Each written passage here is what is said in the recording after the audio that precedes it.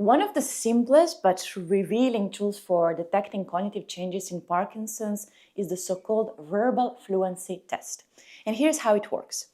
You're asked to say as many words as possible under a certain rule and usually in 1 minute. For example, words starting with the letter F, for example, or words belonging to a category like just animals. What this test measures is executive function and specifically mental flexibility, retrieval speed, and strategic word search.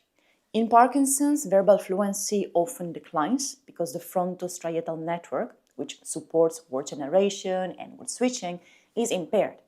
And that means people might produce fewer words, repeat themselves, get stuck in one subcategory instead of switching flexibly.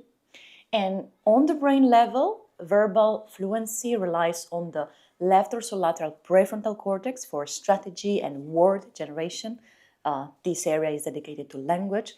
The anterior cingulate cortex for monitoring errors, for example. Then the basal ganglia for cognitive flexibility, and the temporal cortex also for word storage and memory. Now, why all this matters?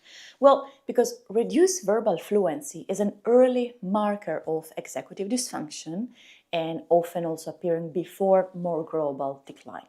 It's also a very strong predictor of progression towards cognitive impairment and dementia.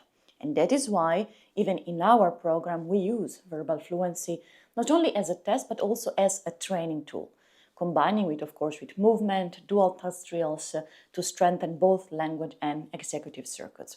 So the next time you try naming animals or words beginning with a letter, remember it's not just a word game. It's a window into the brain health for Parkinson's disease. And now it's your turn, so try it out. Pick 3 letters like D, A, T, or other letters at your choice. See how many words you can come up with in 1 minute. Write your score down in the comment and let's compare the results to empower each other all together.